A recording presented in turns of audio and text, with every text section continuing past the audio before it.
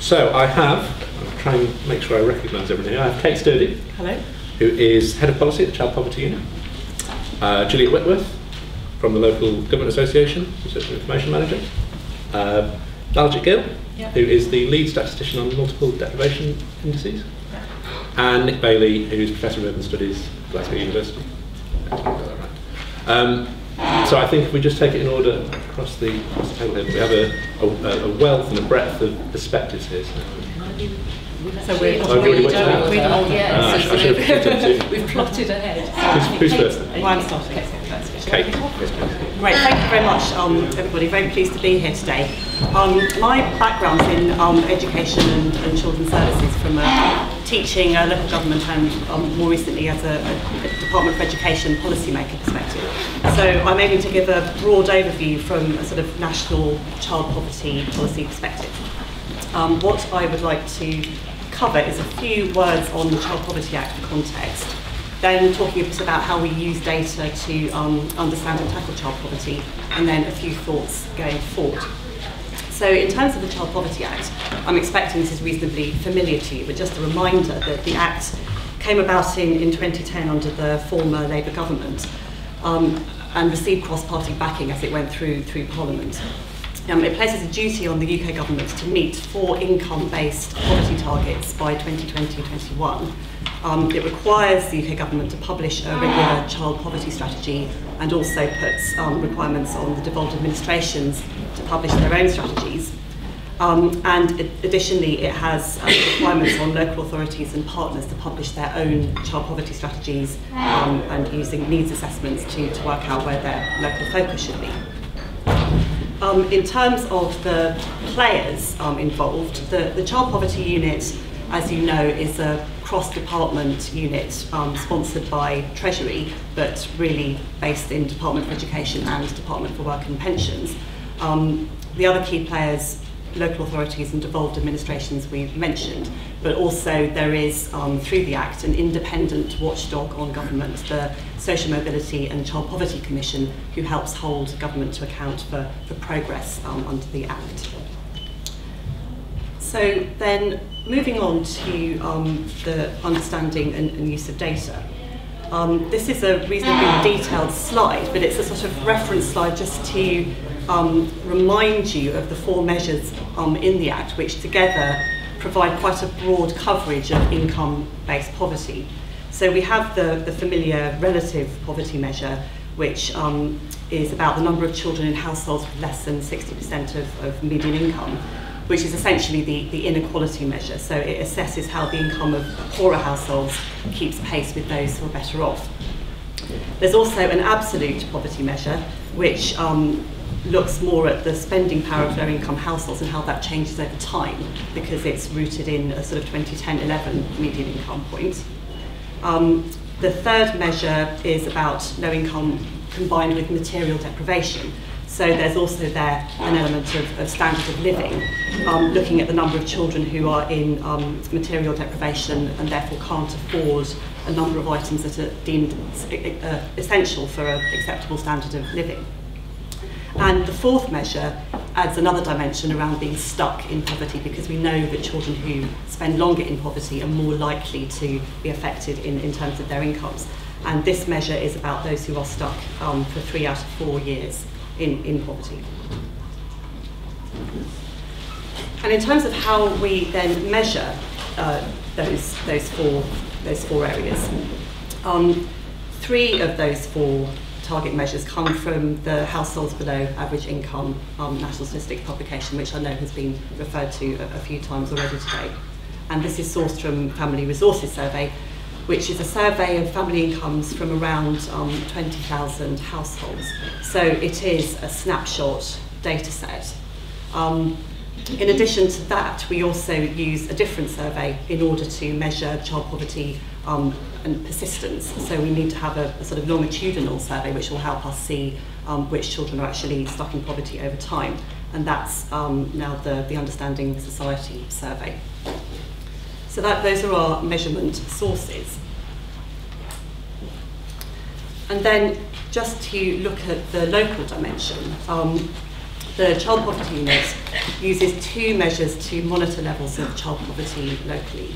It uses the Children in Low-Income Families Local Measure, which is about children in families who are either receiving out-of-work benefit or who are in receipt of tax credit and relative low income.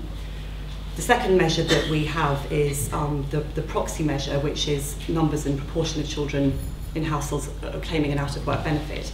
And clearly those measures do not match perfectly with the national HBAI measure. They don't account for all income sources in a household or family. But those are the sort of strongest proxies that we have for local data use. And just to give you a sort of visual snapshot, that's probably quite small on your screen, but you don't need to see the detail. It's just that the low income measure shows the dark blue areas of greatest poverty, which then gives us a visual way of looking at what the sort of relative relationship is, for example, in urban versus rural, or in the local areas or regional areas. And you can see there's quite a diverse picture there. The other dimension of measuring poverty locally is the basket of local indicators which we have, bringing together 41 different government statistics at local authority level for England. And this includes information on income, health, education, employment and other factors. And these are produced to support local areas with their own understanding. It's expressly designed to be of use to local child poverty practitioners. And these indicators can be used by local authorities to measure the success of their own local poverty strategies, and also enables local authorities to target their action more effectively, looking at that set of data.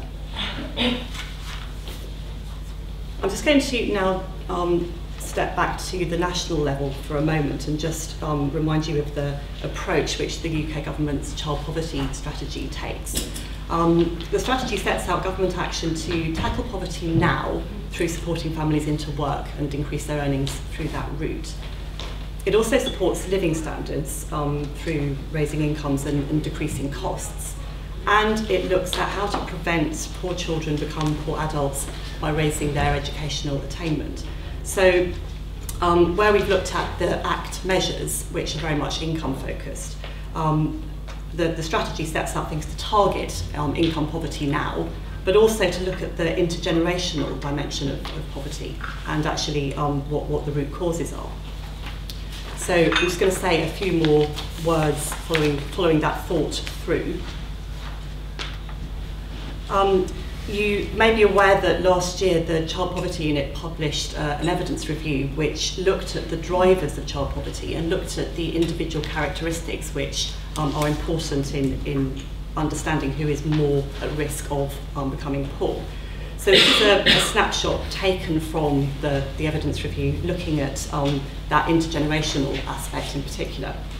And from the right, it sets out those who are in future low income, most likely from being adults with bad employment outcomes or out of work.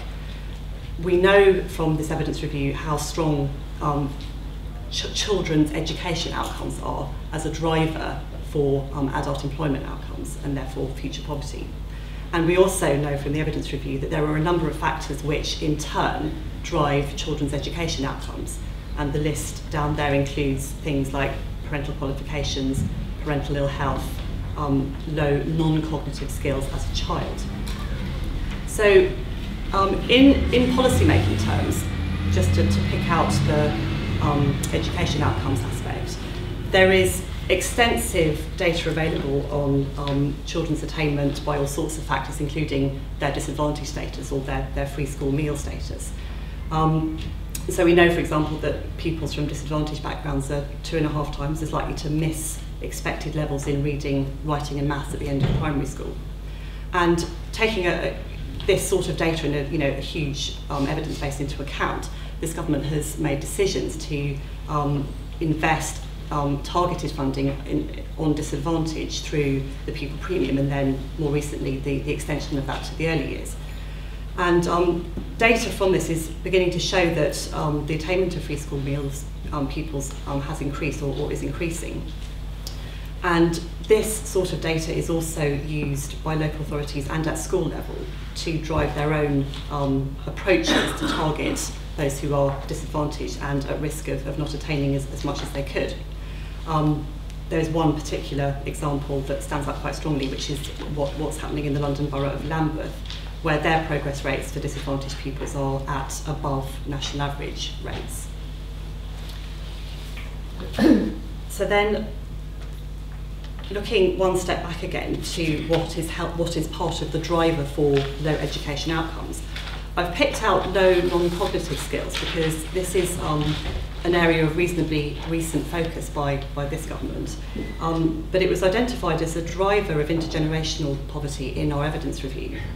And what we mean by this is not the cognitive skills around intellectual ability and knowledge and so on, but things which are more to do with personality attributes, so things like motivation, self-control, interpersonal skills. And there is evidence to show that those skill sets do have a genuine impact on education outcomes and future economic success. So taking this sort of evidence into account, the government has used this to develop a policy approach enabling schools to spend more capacity focusing on building character, on developing those sorts of skill sets, and also has invested some money in some specific projects to help target development of things like punctuality, teamwork, also building self-confidence, because this is important for children's future attainment. So just to sort of round up, I've given a reasonably swift overview of the national picture, which includes those statistics that are absolutely vital to measure progress under the Act, but also the broader evidence base which helps identify those policy interventions that will help tackle the root causes of poverty. And then just as a final thought, in terms of going forward, I think there are some quite sort of interesting questions this raises for us as policymakers, statisticians, researchers, practitioners. Child poverty is a hugely complex issue, that's stating the obvious, but the sheer breadth of the policy interventions which are brought together in the strategy to tackle it just really demonstrate that. And I think that this raises, questions about how we incorporate new data and evidence into the policy making process, and how we attempt to disaggregate the effects of different policies on child poverty, both nationally and locally, so that we can have an ever better understanding of what it really is which will make a difference for particular cohorts of children. I think there's also a more qualitative dimension that this raises, which is about how data can better capture the real lived experience of children in poverty in the UK and in the regional, devolved and local areas within it. So that's my set of thoughts to kick us off. Well, after that really helpful sort of national picture, I've been asked to talk about local authorities' use of poverty statistics and poverty data. So I'm going to cover the sorts of data that councils make use of when they're obviously delivering some of these national policies on the ground, what they actually use the data for and how they use it, and then at the end I'm just going to pick up a couple of issues that councils have with access to data and sort of throw them out there really and hope some people are listening. So I'm going to start by looking at the sorts of data that local authorities use, and we'll be hearing about it shortly, but the indices of multiple deprivation, or the indices of deprivation, is really widely used by local authorities. It's particularly valued because not only does it bring together more than just income measures of deprivation, but it also pulls together other sort of drivers and effects as well. But also, because it's produced, it's seen by local authorities as being independent, it's robust, it's not produced by any organisation with an axe to grind, and as one authority said to me, it's not a Westminster fiddle. And so local authorities make a lot of use of this. It has a widespread, there's a widespread understanding of it amongst authorities and councillors as well, of what it's trying to do and what it's showing. And importantly, which I will come back to, it's available at quite small area level, so not just local authority level. And you've heard a bit from Kate that actually some of the data that is measuring poverty within local authorities is only just, only proxies are available at local authority level, but the indices of deprivation can go down even more deeply than that. So it's seen as really valuable because it allows authorities to identify sort of small areas that would, of deprivation, which would otherwise be disguised in an area that's overall doing much better. And also, it places an authority in a national context as well. So it's seen as really positive, and it's updated reasonably often as well. So lots of good things. You have good things to say about the indices of multiple deprivation. Local authorities also use the basket of indicators that Kate referred to, the child poverty basket of indicators. Unfortunately, some of the data in it is discontinued now, and it's not kept as up to date as it could be, but it's a very good starting point for authorities to identify the sorts of, the sorts of data that might be of interest to them. And then, of course, local authorities pick up sort of specific data, so health data, education data. They go to the government departments that provide that data and use that to understand the wider causes and effects of poverty on individuals and households. So they're very familiar with pulling all that together. And finally, they make use of their own data within their own authority areas. So, and this helps them understand poverty within their own area. They might use their own administrative data, for example, the number of households in arrears, households claiming council tax benefits, location of carers. They pull all this together and make use of it when they are thinking about deprivation or poverty in their area. So now I'm going to go through the sorts of things local authorities are using the data for. Now clearly they have a role in delivering national policy locally, and that's a real driver for everything they do. So tackling child poverty, reducing child obesity, supporting troubled families, all of that. All of those came from a national perspective, and they are trying to deliver them on the ground, and data is really important in that. And just generally, local authorities, they have a role in having a thriving local economy and thriving local communities. So they use this data all the time. They particularly use it to understand their local areas, and it's helpful where it can be comparable with other authorities because it allows them to see how to compare to other areas. It gives a bit of context for the issues that they're facing, and actually it also allows them to then talk to each other and learn from each other as well. So that's really important. They use data in when providing evidence for bids to get grants. So, for example, a lot of EU funding requires evidence to support the case you're making to access grants, or the big lottery fund. So local authorities are very used to using data for that to support their bids. Now more than ever, they are using target resources. You'll be aware local government has taken big cuts, sort of 40% since 2010, and they are really focusing their resources very, very carefully now. So the data is often used for targeting sort of non-universal services that might be provided. So, for example, if a local authority was doing something with an unemployed initiative, then they would use the data to identify, where best to target the resources for that sort of work. And finally, these are in no particular order, but it feeds into local plans. So obviously Kate's already talked about the child poverty strategy that local authorities are required to produce, but they also do a joint strategic needs assessment, they do community strategy, they do community safety plans. So they're using this data all the time to think about the needs of their local area. And as I say, I'll come back to this, but it's why it's so important to have quality data, but at a small level. And continuing.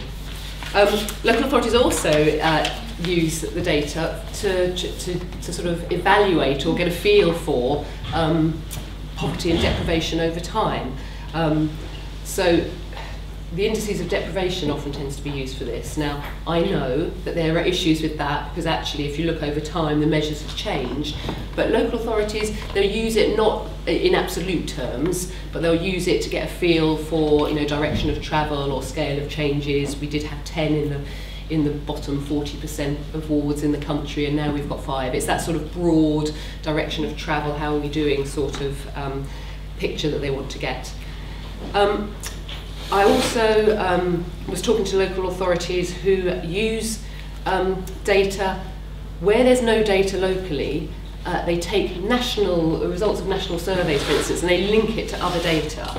So, for example, if you are doing something on stopping smoking, and the national data shows that, you know, 50% of workless people, of unemployed people are smokers generally, then as a proxy you might take your, look at your data about where your unemployed people are, and you're more likely to target your quit smoking work in those sorts of areas. So it's rough and ready, but it helps because there's not a lot of money to go around, and local authorities need to focus that resource as best they can and you know, try and reach the people that they can really benefit.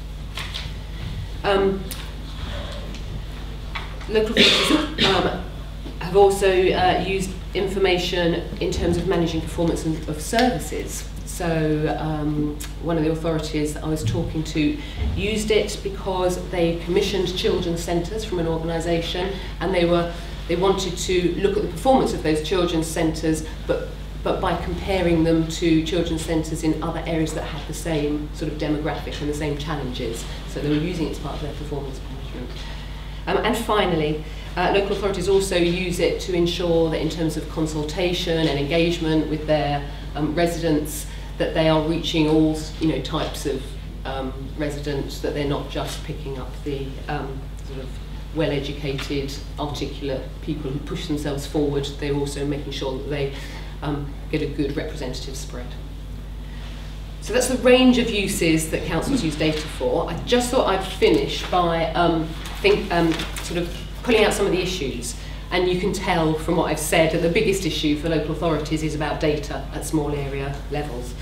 So IMD is great because there is data available at low levels, which is really useful for authorities, because, as I said, even in really successful economies, Cambridge was telling me they've got some of the highest average earnings in the country, they've got really high employment rate, got high numbers of jobs available, but even there they have 10% or 11% of their residents are on benefits, and in some wards it's 20%. So even there they need to be thinking about how they target their resources. There is data, I mean, obviously there's data at local authority level, but in some cases even that's not available now. And over the recent years, because of austerity, some of the data that local authorities used to use that was available at local authority level isn't available anymore. And increasingly, I'm thinking, for example, the one that, I can't remember what it was called, that about participation in sport. I can never remember if it's the taking part survey or the active people, probably the active people. It's one of those. But once upon a time, that produced good quality data that local authorities could use in terms of their, their health and the joint strategic needs assessment, looking at prevention and getting an active community. Now that's not available at local authority level. And increasingly, government departments are looking at reducing sample sizes to make savings, but the upshot of that is that makes it more difficult on the ground to deliver some of those national policies that government wants to deliver. So I guess my plea would be for central government to think, strategically, maybe do fewer surveys, but do them, with a bigger sample size, and maybe, cross-cutting ones, like some of ONS's ones that have modules of data that roll and that can give over time, can give some local information that can be really useful. Oh, sorry, I've just picked it through. The second thing I wanted to say is that some of the useful data has been just discontinued completely. So used to be able to get field poverty statistics. In fact, I think some of the field poverty ones are in that basket of indicators, and they're now discontinued. DWP used to give vacancy data. They still do, but on a rolling level, and you don't get information over time. Local authorities used to use that to match, working with local education and skills providers, look at the vacancies and then look at the job skills that those education providers were providing and work with them to try and make that match, but that DWP data is not there anymore. So think really carefully before withdrawing some of these data collections. Digital exclusion data. There's not a lot. Local authorities, some of them try and do their own surveys to get a feel for where people are linked digitally. With a digital by default commitment, authorities are really aware that some people are excluded from easy access, and now it's moving to things like claiming benefits and universal credit you have to claim online. There are real issues here, and local authorities need to know where there are patches where people don't have that access. They need to be, they want to know because they will use them in community internet, and also importantly, people to help people, go online and enhance the digital capacity, because people who haven't used the internet will, potentially could really struggle. And finally, income data, that would be nice as well. When I'm doing my shopping list, as poverty is as much now associated with low income work as it is with on benefits. A lot of the data out there is around benefits, but actually authorities are potentially missing people on low incomes. So rather than sum up, I just thought I'd leave up there a little advert for the Local Government Association has a data benchmarking service, which is open to the public, but it's for councils. They access a whole range of data. We do actually have a welfare reform report, and it allows you to look at a local authority level and compare it to lots of different comparison groups and get a feel for it. Sorry, that's a bit cheeky, but why not? I'll be logging up. I'll endorse it. Thank you, Juliet, that's great. Baljit? Yeah, just pass these. So yes, I'm Baljit Gill, and I'm the statistician in DCLG, responsible for the forthcoming update of the English Indices of Deprivation. And so these will be published in the summer. And so what I'll be speaking about is data at the neighbourhood level on deprivation. And though we're a producer of these small area stats, we're also significant users of administrative statistics, so I'll also be speaking from that perspective. So we've commissioned the Oxford Consultants for Social Inclusion to update the indices, and the principal investigators being Professor Michael Noble, who I think many of you will be familiar with for his work in leading on the Indices of Deprivation in 2000 and the development of the methodology that's then gone on to underlie the subsequent updates that were conducted in 2004, 2007 and 2010. The other principal investigator being Dr. Tom Smith, who's sorry you can't be here with us today, but what's good is he's contributed some thoughts to this session.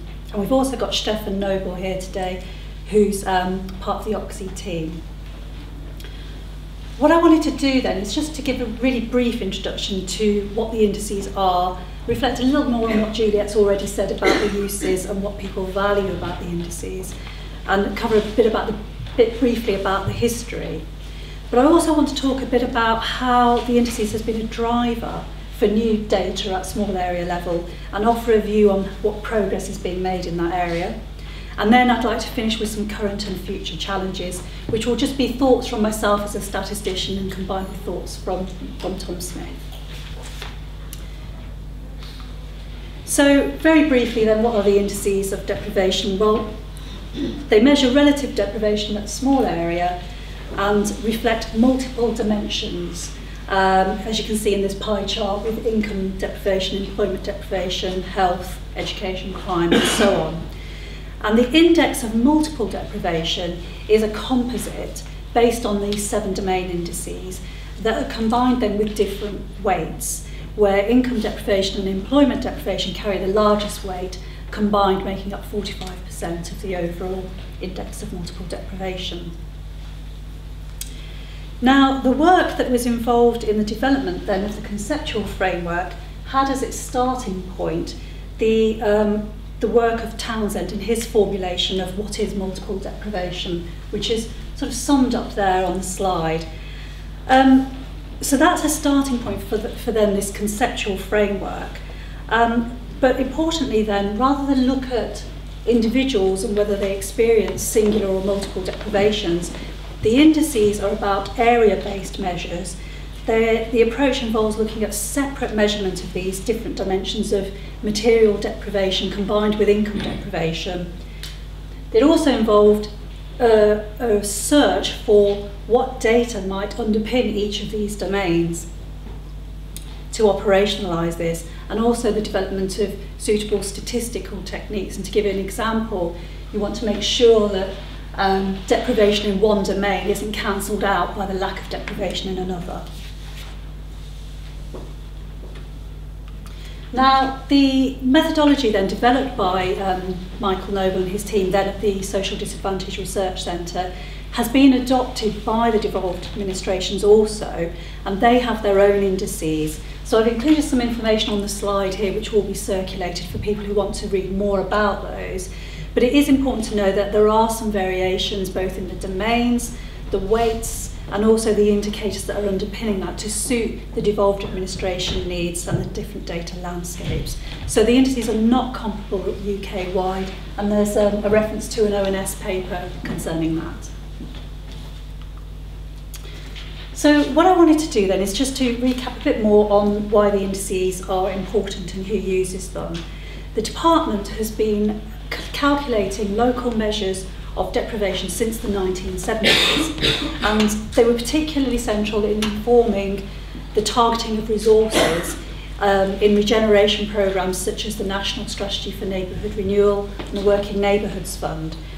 And we continue to produce the indices to support central government, local communities, local government in setting their own priorities, and of course voluntary and community sector as well. So we know that they're extensively used in local government and locally, and primarily targeting of resources, and also setting the local strategies, as Juliet's described, monitoring progress and impacts of interventions. But I wanted to also reflect then that we think that this demand for data to support area-based initiatives will continue, that we note that the world moves on and that service providers may be looking for smarter ways to deliver services, which might call upon them to be looking more at individuals in their areas who have complex needs. So that might point the way to sort of a greater need for data linkage, greater use of administrative sources. But for now, in this update, we're working on the basis that this continues to be a very useful project in area-based initiatives and targeting. And just to build a bit more on what Juliet said, she mentioned that the indices are authoritative, independent, they're seen as endorsed by government, and therefore they can also allow really speedy and efficient allocation of resources that are transparent and stand up to scrutiny, and hence very popular. People also want to have what is the best snapshot of deprivation or relative deprivation at a point in time. But for many reasons, they also value consistency. The indices are very much now embedded in the minds of officers, senior managers, chief execs, elected members. People understand them. Initiatives have been set in motion based on identifying target areas using the indices, and they're being tracked over time, and the conceptual framework is widely accepted. And when you couple that with what is actually the absence of great leaps in data on the data side, we aren't making tremendous progress in linking data, for example, to work out multiple deprivation at the individual level, then what I see in my first observation is that actually the appetite for change is low. People have tended to like the indices as they are not asking for major changes, but also then we've made relatively modest changes over time. The conceptual framework remains the same. We do review with each update to make sure that the indicators are still relevant, and where new data exists or could be developed, we look at whether that can be done to strengthen a domain. And the biggest changes over the period have been the introduction of the crime domain for the indices in 2004, and the move, of course, from wards to the statistical geography of LSOAs. So there's now almost 40 indicators underlying the indices, predominantly administrative data, some census data, and some modelled indicators. So what I wanted to do now was to reflect on the indices as a user of admin data. And my observation is that the indices have been a vanguard in the push to use data that was primarily collected for operational purposes for their use in targeting resources. And we're talking about access to very sensitive or disclosive data at that. So when the Indices 2000 began, it wasn't standard that there was lots of small area data available and for general access, and the exception would have been NOMIS with the claimant count data available. The 1991 census data was available on CD and was commercially licensed. Neighbourhood statistics did not exist at the time. It was not set up until after the 2001 census, and DWP didn't publish data for small areas, so we were in a very different landscape. So the Indices then has led the way in the use of admin data and creating a demand for accessible administrative data. To give an example, where crime data, police forces have been gathering this data, but it was the Indices of deprivation which compiled these in one place, gathering data individually from the 39 forces. Each of those, it involved the separate negotiation of data access and all the associated security checks that you can imagine go with that. So it was once that data were compiled that Home Office would see that we have this valuable set of data, and now you see we've got sources such as police.uk providing very local data crime maps. So the indices have provided a push and opened doors. The other point I want to make, and my third observation, is that there are positive signs in access to data. Of course, this we know is a widespread gripe here, and it does take considerable time to negotiate access, if access is given at all.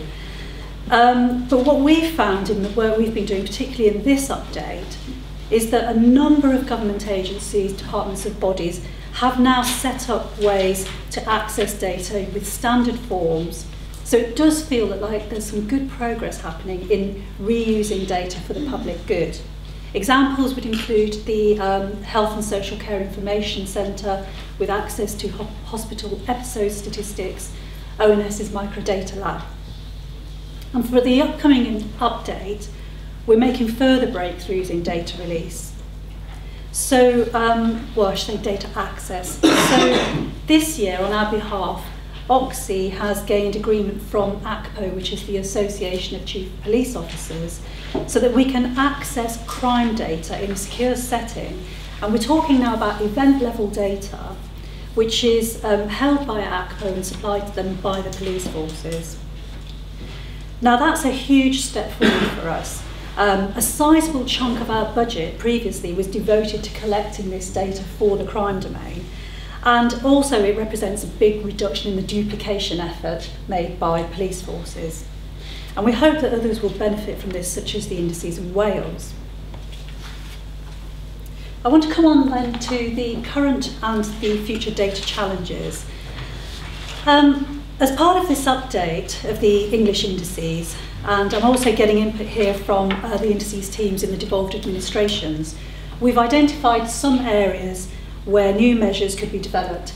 And examples include fuel poverty measures, where we know DEC is working towards local measures, and if robust measures were available then at the lower super output area, we would seek to use them in some form. There's some interest in dwellings that don't have access to the gas network, and that's particularly so for the indices in Scotland and Wales. There's also interest widespread in a measure of antisocial behaviour. But what I want to focus on are what I think are the biggest challenges, and they relate to the two domains which carry the greatest weight: income deprivation and employment deprivation. Now, both of these domains are measured using data on the take-up of benefits and tax credits. So this is a proxy for deprivation relating to people on low incomes, and there we're using data from DWP, HMRC and Home Office, and also used to measure involuntary exclusion from the labour market, which is where we use data from DWP. So both are dependent therefore on the take-up of benefits and tax credits for which people are eligible. But then these are subject to changes over time in welfare policies which will affect eligibility. Now that's always been the case in all the previous updates of the indices, and welfare reform has brought about a new set of changes. And welfare changes can also affect then the suitability of data as a proxy. And that's been the case with sanctions. New sanctions regulations were introduced in 2012 for claimants of job seekers allowance, employment and support allowance. And the effect of a sanction is that benefit might be stopped or reduced for a period of time. That might come about, for example, in terms of people's commitments, whether they haven't done enough to look for work or whether they haven't taken part in an employment or training scheme. Now, unfortunately, there's no suitable data available to include those people who are affected by sanctions. So, in terms of measuring people on low incomes, those people are not represented. To be able to do this, we would need data on the count of people sanctioned at any one time. What we've got is data on sanctions decisions taken in any 1 month. So we've got a sense of flow, but not stock. So this is something that we would like DWP to consider. And looking to the future, of course, we're mindful of the progressive introduction of universal credit, rationalising benefits into a single payment. Now this, to be clear, won't affect the next update of the indices because the change was introduced after the reference time period, which is largely 2012-13. But a future update would require a review of the availability and suitability of universal credit data for these domains, alongside the availability of alternative data sources. It may, we think, but we speculate, affect our ability to identify how individuals should be counted under the two domains. But at present we don't know, so it will be important for us to engage with DWP over future data needs. But we do also see potential opportunities, particularly across the devolved administrations. Each have got different indices that are measured in slightly different ways, and Jill Matheson earlier in the plenary session talked about looking at that need for comparability over time. Comparability between places.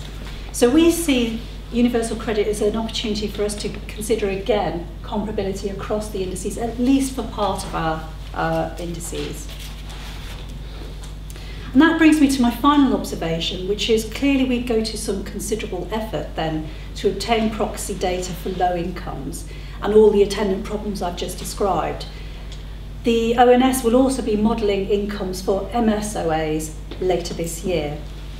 But isn't HMRC then the obvious choice then for incomes data, given that they hold self-assessment and PAYE data? And we recognise there may be difficulties, and Nick here informs us that this might even require primary legislation. Now, that may or may not preclude the release of income estimates at small area, and it would certainly be a very welcome introduction. Thanks.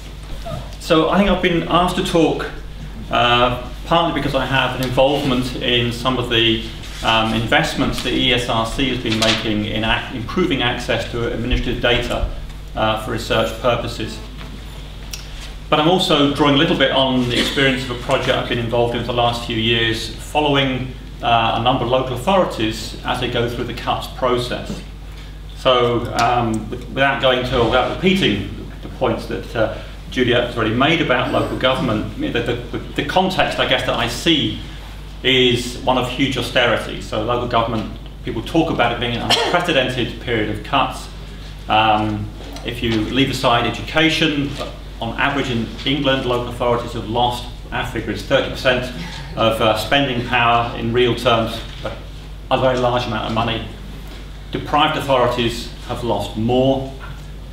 and we're not even halfway through the cuts process. So there's an awful lot more to come.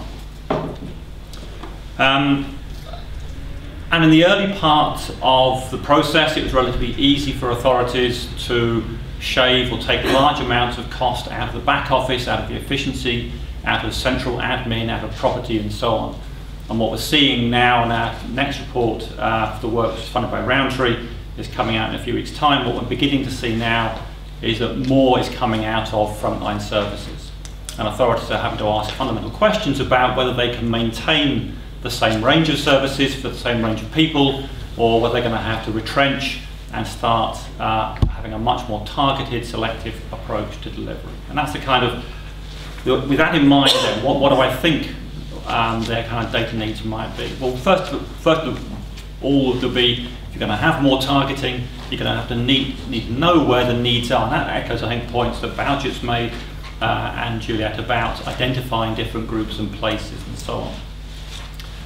Although whether the IMD are the best or the only way of doing that is a different question. So what data can we bring to bear on identifying levels of need from different groups and locations? But the other part is a very different kind of challenge.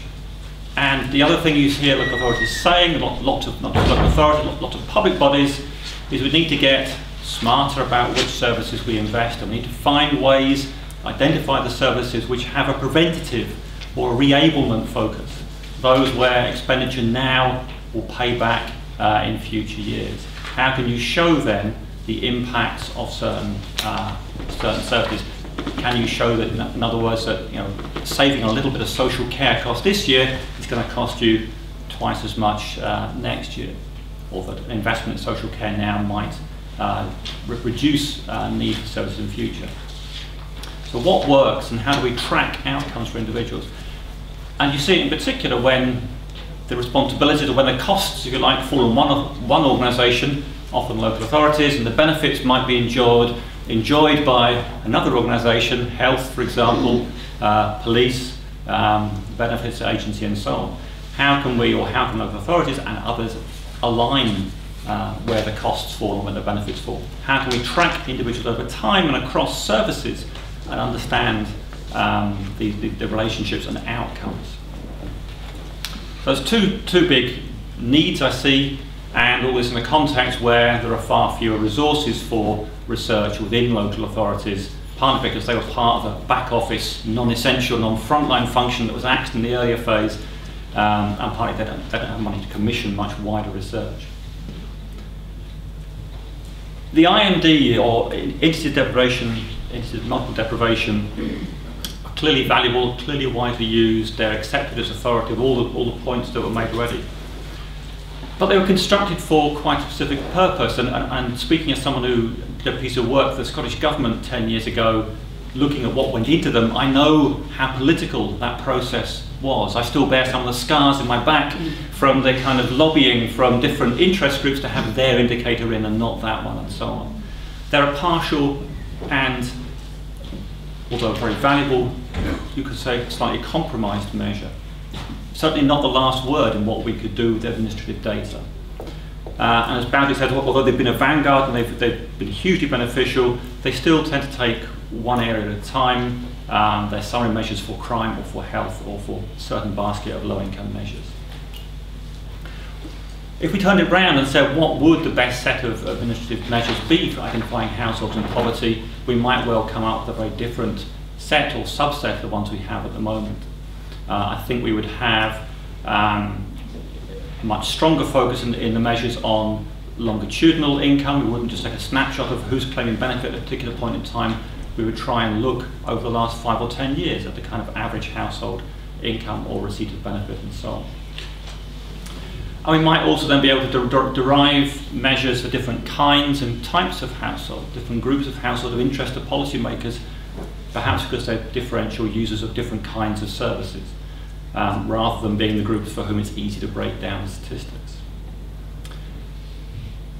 Earlier on, Jill talked about presentation and telling the story, and we have great maps and the ability to kind of drill down and produce small area estimates through neighbourhood statistics and so on, which we didn't have 10 years ago, really transformative.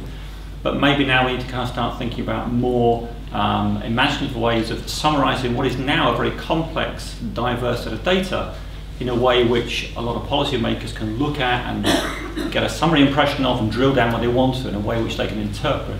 Different kinds of dashboard approaches might be useful here. And maybe it could be driven by local authority views about what they want in, which are divorced from discussions about the resources that might flow if they can only get their indicator into it. If asked a question, what do you need to know about needs in different areas, without any kind of resource tag on it, maybe you come up with a different kind of answer. And then the other side of it, the second challenge, the challenge about tracking individuals over time and about beginning to be able to join up the individual use of particular services or different kinds of services. It's the kind of data linkage challenge which Sharon was talking about this morning. We've seen very high level support in government for trying to get more value out of all the admin data which many of your systems produce. And recently that's been backed by the ESRC through major investment in a whole range of administrative data research services. There is the Administrative Data Research Network, which covers the whole UK, 4 centres, 1 in each nation. And then there's the Urban Big Data Centre and others as well. I'm involved in the Urban Big Data Centre in Glasgow. But they share a common approach, which is about making it easy to discover what kinds of data are available, data catalogue systems and descriptions, providing a standardised, secure infrastructure so researchers don't have to kind of create that themselves, they can come and use our infrastructure, streamlining access by helping in the negotiation of data sharing agreements, expertise in how you link and analyse linked data, and training and capacity building exercises so that more people are able to engage in these kinds of things. And I think if you want to begin to sort of study the effects of austerity, the effects of, conversely, investment in certain services, identify where cost and benefits flow, you want to track people through a range of services.